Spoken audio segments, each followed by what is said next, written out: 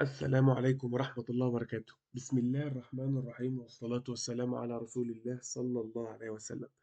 النهاردة إن شاء الله هنبدأ مع بعض عن أهم مفهوم في البرمجة، وهو ال OOP، ونفهم يعني إيه كلاس ويعني إيه أوبجكت. أول حاجة عندي اللي هي الكلاس، أو نقدر نقول عليها القالب بتاعنا. تعال أقول لك، لو عندك تصميم لشقة قبل ما تتبني، التصميم ده هو الكلاس بتاعنا. الشقة لسه ما اتبنتش، والكلاس ده بيحتوي على ايه؟ بيحتوي على حاجتين: اتريبيوت وميثود. الاتريبيوت دي هي البيانات او الخصائص اللي بتميز كل اوبجكت عن التاني. ان مثلا لو عندنا كلاس اسمه كار، الكار ده هيحتوي عن ايه؟ إيه الخصائص بتاعته؟ هيبقى عندنا كلر، عندنا سبيد، عندنا موديل العربية. دي بالنسبة للاتريبيوت. اما بقى لو قلت لك ايه هي الميثود اللي جوه الكلاس، دي الافعال او الوظائف اللي موجوده في كل اوبجكت يقدر يعملها. يعني ايه؟ مثلا العربيه اللي عندي تقدر تعمل ايه؟ هي بتتحرك. دي الافعال اللي هي تقدر تعملها، او الوظائف: بتتحرك، بتقف، بتزود السرعه، بتقلل السرعه، كده يا شباب. نيجي بقى للحاجه الاخيره، وهي الاوبجكت. ايه هو الاوبجكت بتاعنا؟ ده النسخه الحقيقيه من الكلاس. يعني الكلاس لو هو التصميم، عندنا بقى الاوبجكت هو الحاجة اللي اتعملت فعلا من الكلاس. يعني لو عندي كار، كلاس اسمه كار، ممكن اعمل اوبجكت اسمه ماي كار، وده بيمثل العربية الحقيقية اللي ليها اللون والسرعة. عندي بقى اعمل اكتر من اوبجكت. تعالوا نشوف الكلام ده نكتبه ازاي. هنيجي نكتب اول حاجة. هل لما نيجي نكتب الكلاس بتاعنا هنكتب الكلاس جوه الانت مين الدالة الرئيسية بتاعتي؟ اقدر هنا اقول له مثلا كلاس، واقول له مثلا اسم الكلاس بتاعي ايه كده؟ لا طبعا، ما ينفعش تكتبها جوه الانت مين بتاعتك. هنكتبها فين؟ بنكتبها بره الدالة الرئيسية بتاعتنا. هنقول له ايه؟ هنقول له اول حاجة هنقول له كلاس. احنا بنعرفه ان احنا هنعمل هنا كلاس، وبعد كده اسم الكلاس بتاعنا كار مثلا. انا كده قلت له ان انا عندي كلاس اسمه كار، وهفتح القوسين بتوعي، وما تنساش السيمي كولون. بين القوسين ده بقى يا شباب هنبدأ نعرف كل الاتريبيوت وكل الحاجة اللي موجودة عندي في الكلاس. هنزل كده وابدأ اكتب هنا اي حاجة انا محتاجها. يبقى انا هنا عرفت، اعمل كده كومنت واكتب ايه؟ الكلاس بتاعنا. ده الكلاس بتاعنا. يبقى ده كده الكلاس بتاعنا اسمه ايه؟ اسمه كار. عايز تعمل ايه في الكار؟ اول حاجه انا عايز اقول له ان انا عندي حاجه اسمها بابليك، وهنعرف بعدين يعني ايه بابليك وايه البرايفت وايه الفرق بينهم.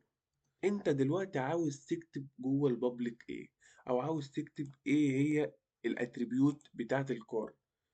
اول اتريبيوت عندي في الكار هو مثلا اللون. هل علشان اعرف ان الكار ده ليه لون هقول له color على طول كده؟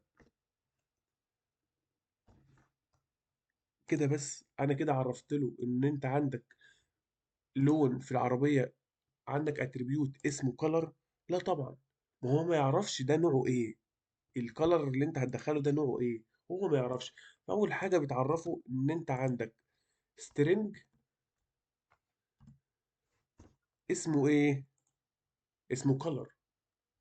كده يبقى انا عندي عملت كلاس اسمه color، وعملت اتريبيوت جوه الكلاس. يبقى احنا كده عرفنا الكلاس وايه هو الاتريبيوت اللي جواه. تعالوا بقى نشوف ايه هو الاوبجكت، ونقدر ناخد نسخة من الكلاس ده ازاي. اول حاجة عندي، وليكن مثلا عندي اول عربية هقول مثلا اسمها ماي كار. يبقى انا اعمل كده اقول له ده الاوبجكت بتاعي. هتعمل ايه؟ هل هقول له ان انا عندي ماي كار؟ لا طبعا، انت الماي كار دي انت جايبها منين؟ انت جايب الماي كار دي منين؟ لازم اعرفه الاول ان انا عايز الماي كار من كلاس اسمه كذا اللي اسمه كار. يبقى هاجي هنا قبل الماي كار اقول له ايه؟ والله انا عندي كار. عندي كار اللي هو الكلاس بتاعي، عايزك تاخد منه نسخة اسمه ايه؟ ماي كار. يبقى انا كده عندي نسخة من العربية دي اسمها ايه؟ ماي كار. لو جيت هنا اقول له انا عاوز ادي العربية دي لون زي ما انا عندي كده، انا عندي اتريبيوت اسمه كلر، فانا دلوقتي محتاج ان انا ادي العربية دي لون. لو جيت اقول له ماي كار دوت، اول ما عملت دوت جاب لي ايه؟ جاب لي الكلر. هل الكلر دي جوه الماي كار؟ هي موجودة عندنا جوه ايه؟ هي جوه الكار، هي مش جوه الماي كار. الماي كار ده احنا لسه معرفينها، هي الكالر دي جوه الكار. بس لما انا عملت نسخة من الكلاس بتاعنا بقى، انا عندي دلوقتي اي اتريبيوت خاص بالكار ينفع استخدمه في الاوبجكت الجديد اللي انا انشأته. يبقى انا هقول له ماي كار النسخة بتاعتي فيها كلر، الكلر دي هتديها لون ايه؟ والله عندي مثلا لون ريد. يبقى انا عندي اول عربيه اسمها ماي كار ليها لون احمر. دلوقتي انا محتاج اطبع الماي كار، عايز اطبع اللون اللي موجود في العربيه بتاعتي. هقول له ايه؟ سي اوت. هل هقول له كلر كده؟ هل انا كده مش مظبوط؟ لا طبعا، هو يقول لك الكلر دي انت جايبها منين؟ انت دلوقتي الكلر دي انت جايبها منين؟ هو مش عارف هيطبع الكلر. احنا ما عندناش حاجه هنا اسمها كلر. الكلر ده جوه جوه الكلاس ده، زي ما انت شايف كده. فهو ما ينفعش يستخدمه لوحده، انت لازم تعرفه تقول له انا عايز اطبع الكلر اللي جوه الاوبجكت كذا. انا دلوقتي عندي اوبجكت اسمه ماي كار صح؟ فهاجي هنا اقول له ماي كار دوت كلر. تعالى كده نطبع. هيقول لك هنا ايه؟ ريد.